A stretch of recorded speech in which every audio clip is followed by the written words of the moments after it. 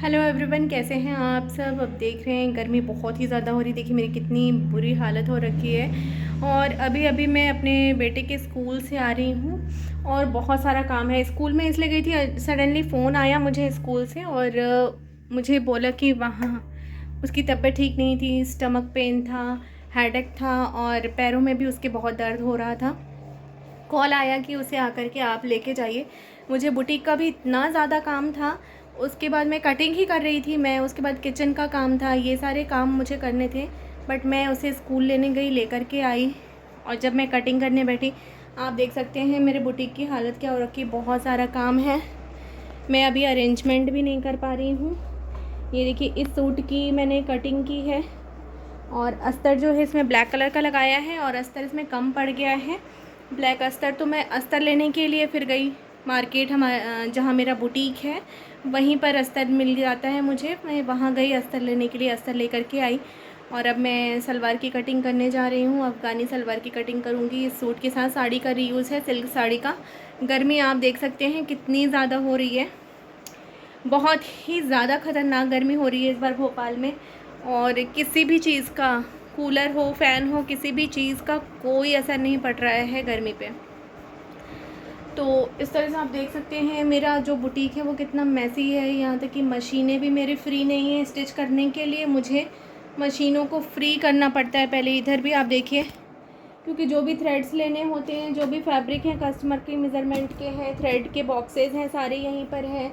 Less, stone, button की machine जो भी है मेरी सब यहाँ पर रहती है, क्योंकि मुझे जो भी चाहिए होता है तुरंत मैं यहाँ से लेती हूँ और तुरंत स्टिचिंग करनी होती है और फिर मैं यहाँ रखते जाती हूँ। सारी चीज़ें मैं मॉर्निंग में अरेंज करती हूँ, नेक्स्ट मॉर्निंग में। जैसे आज दिन भर मैं काम करूँगी, कटिंग के फैब्रिक भी आप देखिए फ्लोर पे किस तरह से यहाँ पे बिखरे पड़े हैं चारों तरफ। यही हालत होती है मेरे बुटीक की। और अकेले काम करने का जो नुकसान होता है वो यही होता है कि आपकी जो अरेंजमेंट है वो नहीं हो पाती है।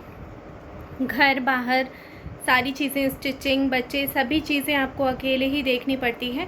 अकेले काम करने का यही नतीजा होता है कि आप सारी चीज़ों को परफेक्टली मैनेज नहीं कर सकते हैं।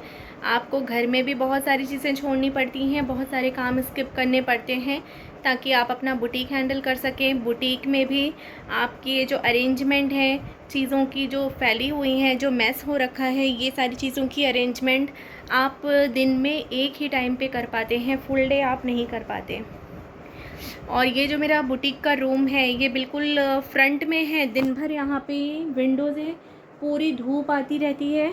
और अभी तो यहाँ धूप आज थोड़ी सी कम है कि, और जैसे जैसे शाम होती है, सूरज जो है ये पश्चिम की साइड में है, वेस्ट में है, तो सूरज जो है वो इस साइड होते जाता है, तो धूप भी यहाँ विंडो से सामने ही आती जाती है पूरा दिन।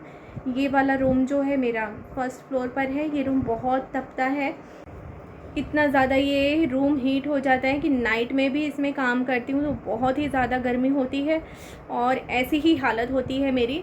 फ़ैन चलने के बाद भी ऐसा नहीं लगता, फुल पे चलता है फ़ैन, उसके बाद भी ये नहीं पता चलता कि फ़ैन चल रहा है। मशीन पे बैठी रहती हूँ, ये मेरे पसीने ऐसे टपकते रहते हैं। तो मैंने सोचा आज आपके साथ में इस तरह का जो व्लॉग है वो मैं शेयर करूं, क्योंकि आप भी जानना चाहते होंगे कि मैं ये सारी चीज़ें जो हैं कैसे मैनेज करती हूँ। और भी डिटेल में अगर आपको जानना है तो मुझे कमेंट सेक्शन में ज़रूर से बताइएगा कि मैं बुटीक, घर बाहर जो भी चीज़ें हैं XYZ में कैसे मैनेज कर लेती हूँ। डिटेल से जानने के लिए कमेंट सेक्शन में मुझे ज़रूर से बताइएगा। तो बहुत हो चुका है, तो अब मैं चलती हूँ अपने सूट की कटिंग करने, क्योंकि मुझे शाम को 5 से 6 बजे के बीच में वो सूट जो है कस्टमर को डिलीवर करना है, क्योंकि कल मॉर्निंग में उनकी ट्रेन है तो वो शाम को लेकर ही जाएंगे। तो जो लाइनिंग का फैब्रिक मैं लाई थी, अब उसकी अफ़गानी सलवार कटिंग करूँगी और स्टिचिंग करने जाऊँगी। फिर उसके बाद मेरे दोनों बच्चे घर पर होंगे, क्योंकि मेरी बिटिया भी आ जाएगी, तो दोनों को साथ में ही मैं लंच कराऊँगी। उसके बाद फिर से मुझे स्टिचिंग करनी है।